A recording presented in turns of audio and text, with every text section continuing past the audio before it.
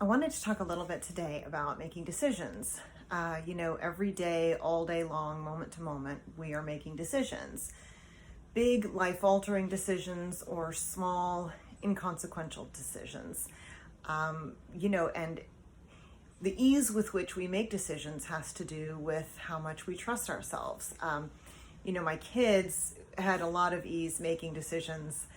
Were very opinionated until around age 9 or 10, when you start becoming aware of right and wrong decisions and what's the right decision, and fearing mistakes and fearing disappointment, and that compromises our ability to make a decision. It's that whole thing of, oh, I want chocolate ice cream. Oh no, but I want vanilla ice cream, and they both sound so good, and I'm afraid if I get one, I'll want the other, right? I mean, just these kind of silly examples, but they really are good models for what we encounter in moment-to-moment decisions in life.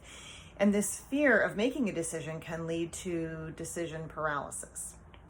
So I have a couple tips for this. One is that actually try making decisions quickly.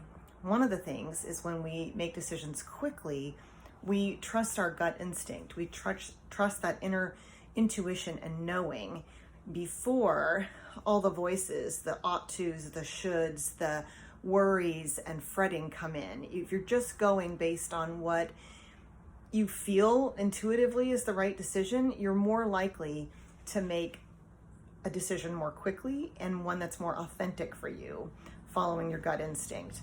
The other thing is that the science actually shows that the brain experiences some relaxation once you've actually made a decision. So rather than getting hung up on making the right decision, which can be paralyzing and inhibiting and frustrating and time waste and a lot of energy sucking, decreased anxiety from making the decision happens and also increases your follow through. So once you've made a commitment, your brain automatically devotes energy and attention to following through with that decision, like putting the steps into place, building the blocks so that that outcome that you've desired can start being put into play, and it increases your commitment to that.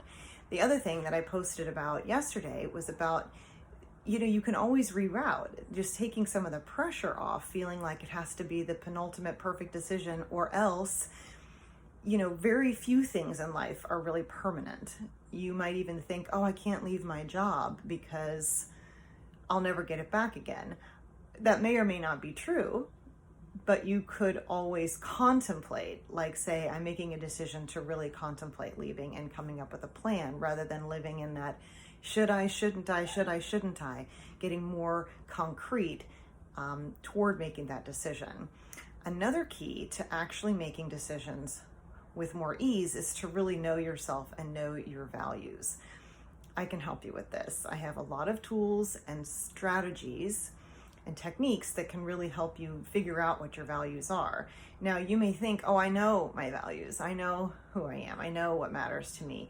But the reality is, if you're having trouble making decisions, then you may need some more structured inventory, a reassessment of your values, because when you know your values, your really deep core values, making decisions becomes phenomenally easier. So I encourage you to try these steps. I would love to hear your thoughts about what works for you, and even your response and reaction to the suggestions that I've made. And obviously, if you would like assistance with this, I'm available to help. Just message me.